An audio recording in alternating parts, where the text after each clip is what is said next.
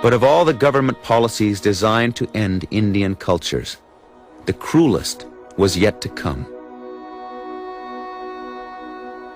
Indian people would be robbed of even their children. Across the country, Indian children, some as young as 4 years old, were taken from their parents, often by force, and sent to boarding schools.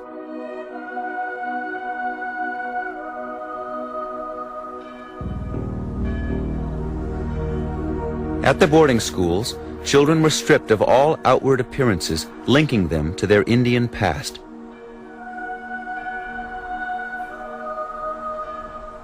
Our belongings were taken from us. Even the little medicine bags our mothers had given us to protect us from harm. Everything was placed in a heap and set afire. Next was the long hair, the pride of all the Indians. The boys, one by one, would break down and cry when they saw their braids thrown on the floor. Lone Wolf, Blackfeet. Children were forbidden to speak of their traditions and severely punished if they used their native languages. Fed distorted images of evil Indians, many came to doubt their own identity. I remember growing up that I never really felt good about myself. We were taught to be ashamed of who we were and who we are. And it hurts when you're young and you're trying to understand.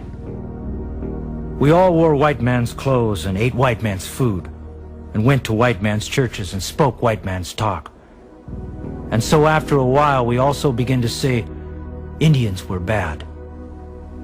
We laughed at our own people and their blankets and cooking pots and sacred societies and dances. Sun Elk, Taos. Many boarding schools were set up in converted military posts, where for decades soldiers had been trained to fight Indian people. Students slept on cots in cement barracks and were drilled daily in strict military regimen. It was like an army barrack. They marched just like they do in an army when you first go into the army. We marched to school, we marched to eat. They took us to church, we marched to church. We lived kind of an army-style life.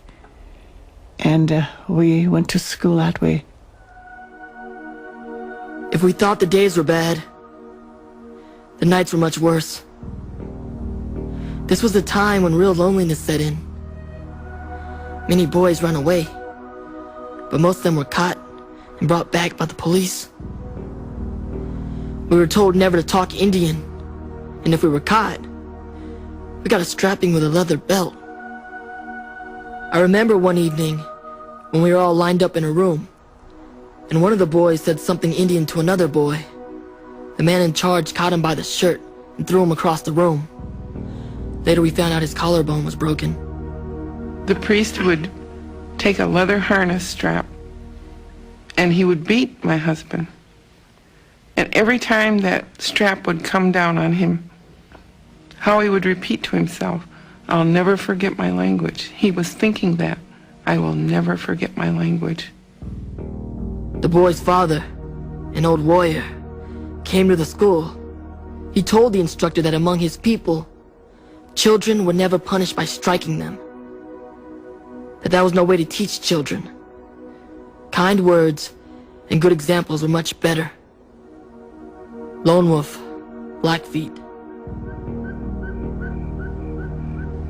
Each day stretched into another endless day.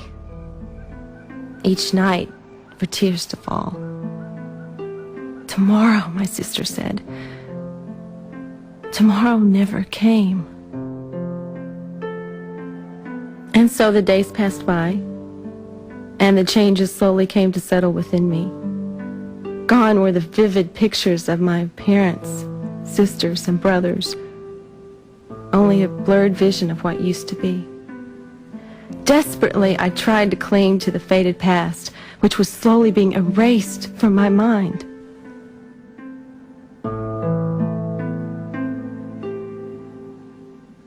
For traditional cultures, the effect was devastating.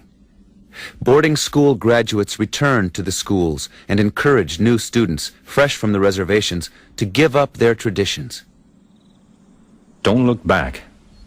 All that has passed away. This country through here is all improved. You saw when you were coming. Cities, railroads, houses, manufactories. Boys, this was once all our country, but our fathers had not their eyes open as we have. Now, the only way to hold our land is to get educated ourselves. Henry Jones, Creek. But the home cultures were not altogether powerless against boarding school invasion. Many held firmly to their traditions, and returning graduates who did not readapt found they had no place in their old world. It was a warm summer evening when I got off the train at Taos Station. The first Indian I met, I asked him to run out to the pueblo and tell my family I was home. The Indian couldn't speak English, and I had forgotten all my pueblo language. Next morning, the governor of the pueblo and 2 war chiefs came into my father's house. They did not talk to me. They did not even look at me. The chief said to my father, "Your son, who calls himself Raphael, has lived with the white men.